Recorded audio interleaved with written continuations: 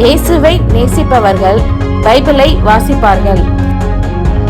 இந்த சேனலை பின்பற்றினால் ஓராண்டில் வேதாகமத்தை வாசித்து முடித்து விடலாம். ஃபாலோ பண்ணுங்க, சப்ஸ்கிரைப் பண்ணுங்க. எண்ணாகமம் 5ஆம் அதிகாரம்.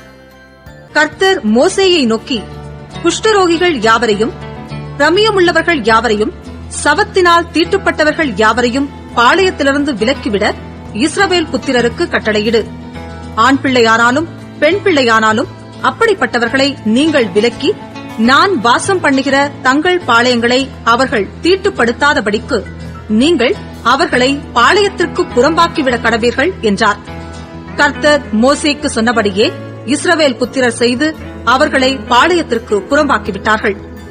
மேலும் கர்த்தர் மோசேயை நோக்கி, நீ இஸ்ரவேல் புத்திரரோடே சொல்ல வேண்டியது என்னவென்றால், ஒரு புருஷனானாலும் ஸ்திரீயானாலும் கர்த்தருடைய கட்டளையை மீறி மனிதர் செய்யும் பாவங்களில் யாதொரு பாவத்தை செய்து குற்றவாளியானால் அவர்கள் தாங்கள் செய்த பாவத்தை அறிக்கையிட கடவர்கள்.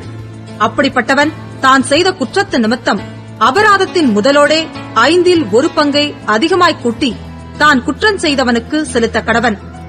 அதை கேட்டு வாங்குகிறதற்கு இனத்தான் ஒருவனும் இல்லாதிருந்தால் அப்பொழுது அவனுக்காக பாவ நிவர்த்தி செய்யும்படி ஆட்டுக்கடா செலுத்தப்படுவதுமல்லாமல் கர்த்தருக்கு அந்த அபராதம் செலுத்தப்பட்டு அது ஆசாரியனை சேர வேண்டும்.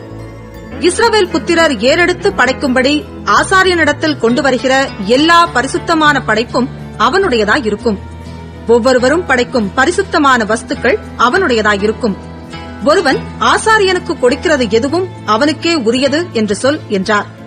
கர்த்தர் மோசேயை நோக்கி, நீ இஸ்ரவேல் புத்திரருக்கு சொல்ல வேண்டியது என்னவென்றால், ஒருவனுடைய மனைவி பிறர் முகம் பார்த்து புருஷனுக்கு துரோகம் பண்ணி ஒருவனோடே சம்யோகமாய் சயனித்திருந்த விஷயத்தில் அவள் தீட்டுப்பட்டவளாயிருந்தும் அவளுடைய புருஷன் கண்களுக்கு அது மறைக்கப்பட்டு வெளிக்கு வராமல் இருக்கிற போதும், சாட்சியில்லாமலும் அவள் கையும் களவுமாக பிடிக்கப்படாமலும் இருக்கிற போதும், எரிச்சலின் ஆவி அவன் மேல் வந்து அவன் தன்னுடைய மனைவி தீட்டுப்படுத்தப்பட்டிருக்க தீட்டுப்படுத்தப்பட்ட தன் மனைவியின் மேல் குரோதம் கொண்டிருந்தாலும், அல்லது அவன் மனைவி தீட்டுப்படுத்தப்படாதிருக்க எரிச்சலின் ஆவி அவன் மேல் வந்து அவன் அவள் மேல் குரோதம் கொண்டிருந்தாலும், அந்த புருஷன் தன் மனைவியை ஆசாரியனிடத்தில் அழைத்துக் கொண்டு வந்து அவள் நிமித்தம் ஒரு எப்பா அளவான வார்கோதுமை மாவிலே 1/10 பங்கை படைப்பாக கொடுக்க கடவன்.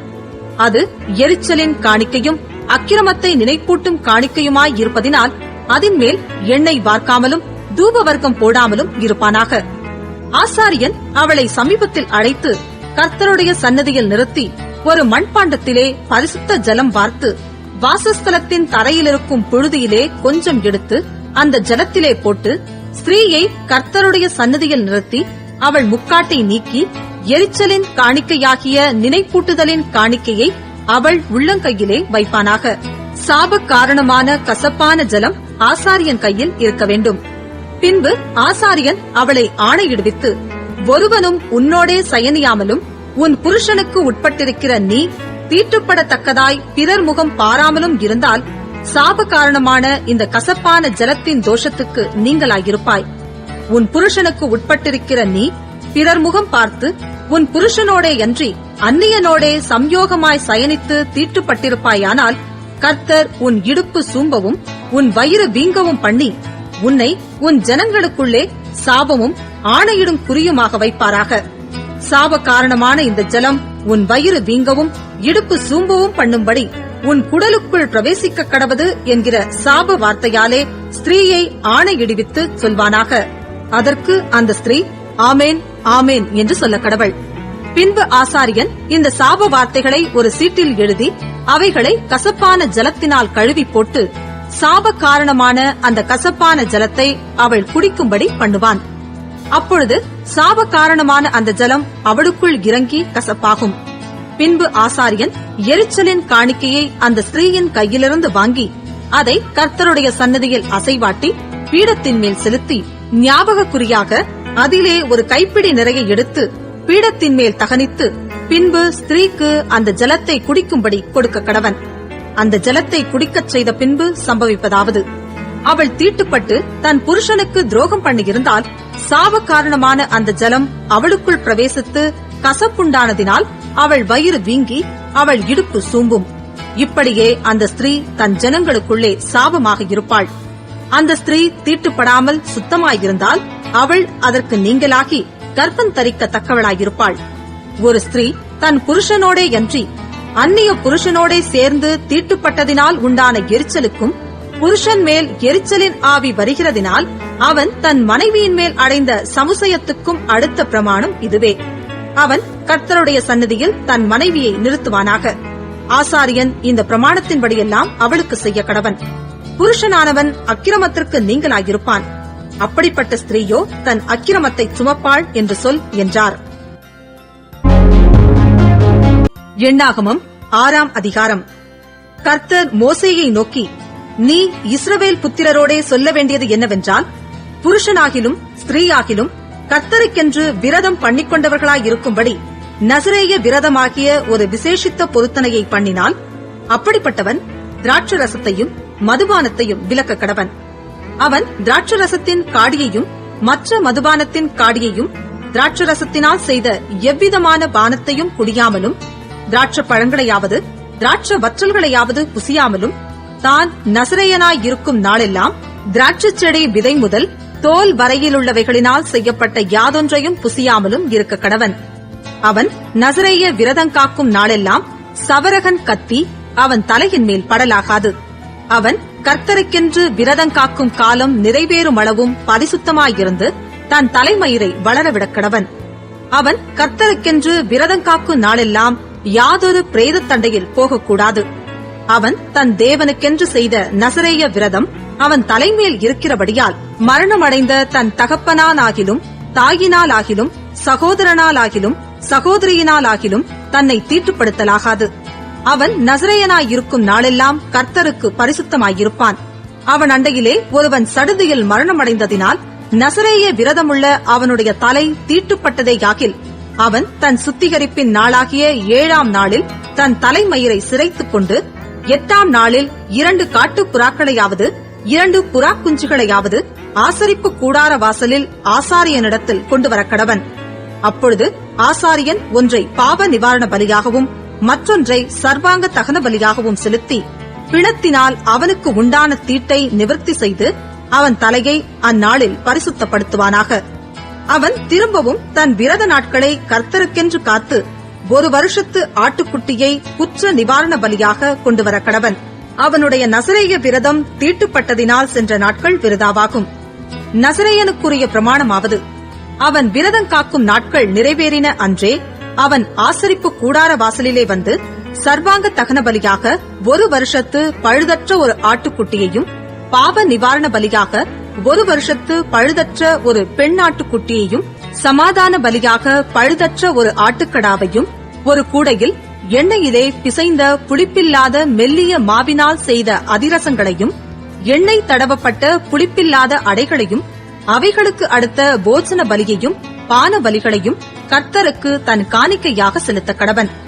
அவைகளை ஆசாரியன் கர்த்தருடைய சந்நிதியில் கொண்டு வந்து அவனுடைய பாவ நிவாரண பலியையும் அவனுடைய சர்வாங்க தகன பலியையும் செலுத்தி ஆட்டுக்கடாவை கூடையிலிருக்கும் புளிப்பில்லாத அப்பங்களோடும் கூட கர்த்தருக்கு சமாதான பலியாகச் செலுத்தி அவனுடைய போஜன பலியையும் பான பலியையும் படைப்பானாக. அப்பொழுது நசரேயன் ஆசரிப்பு கூடார வாசலிலே பொருத்தனை செய்யப்பட்ட தன் தலையை சிரைத்து பொருத்தனை செய்யப்பட்ட தன் தலைமயிரை எடுத்து சமாதான பலியின் கீழ் எரிகிற அக்கினியில் போடக்கடவன். நசரேயன் பொருத்தனை செய்யப்பட்ட தன் தலைமயிரை சிரைத்துக் கொண்ட பின்பு ஆசாரியன் ஆட்டுக்கடாவினுடைய வேவிக்கப்பட்ட ஒரு முன்னந்தொடையையும் கூடையில் இருக்கிறவைகளிலே புளிப்பில்லாத ஒரு அதிரசத்தையும் புளிப்பில்லாத ஒரு அடையையும் எடுத்து அவனுடைய உள்ளங்கைகளில் வைத்து அவைகளை கர்த்தருடைய சந்நிதியில் அசைவாட்ட கடவன். அது அசைவாட்டப்பட்ட மார்க்கண்டத்தோடும் ஏறெடுத்து படைக்கப்பட்ட முன்னந்தொடையோடும் ஆசாரியனைச் சேரும். அது பரிசுத்தமானது. பின்பு நசரேயன் திராட்சரசம் குடிக்கலாம்.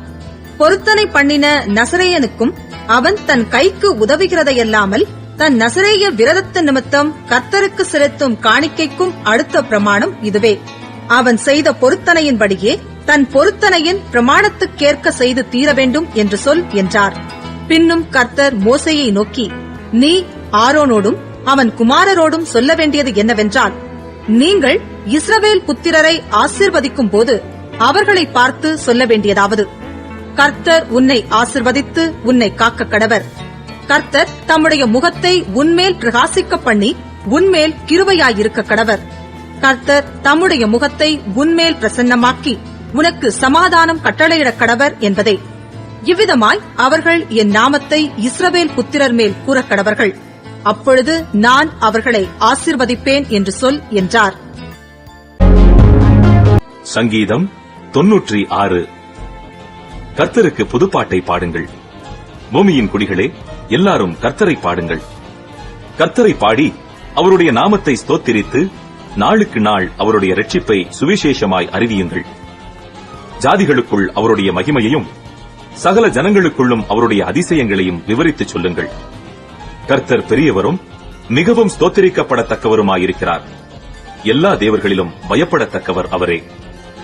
சகல ஜனங்களுடைய தேவர்களும் விக்கிரகங்கள்தானே. கர்த்தரோ வானங்களை உண்டாக்கினவர். மகிமையும் கனமும் அவர் சமூகத்தில் இருக்கிறது. வல்லமையும் மகத்துவமும் அவர் பரிசுத்த ஸ்தலத்தில் உள்ளது. ஜனங்களின் வம்சங்களே, கர்த்தருக்கு மகிமையையும் வல்லமையையும் செலுத்துங்கள். கர்த்தருக்கே அதை செலுத்துங்கள். கர்த்தருக்கு அவருடைய நாமத்திற்குரிய மகிமையை செலுத்தி காணிக்கைகளை கொண்டு வந்து அவருடைய பிரகாரங்களில் பிரவேசியுங்கள். பரிசுத்த அலங்காரத்துடனே கர்த்தரை தொழுது கொள்ளுங்கள். பூலோகத்தாரே, நீங்கள் யாவரும் அவருக்கு முன்பாக நடுங்குங்கள். கர்த்தர் ராஜரீகம் பண்ணுகிறார். ஆகையால் பூச்சக்கரம் அசையாதபடி உறுதிப்பட்டிருக்கும். அவர் ஜனங்களை நிதானமாய் நியாயம் தீர்ப்பார் என்று ஜாதிகளுக்குள்ளே சொல்லுங்கள்.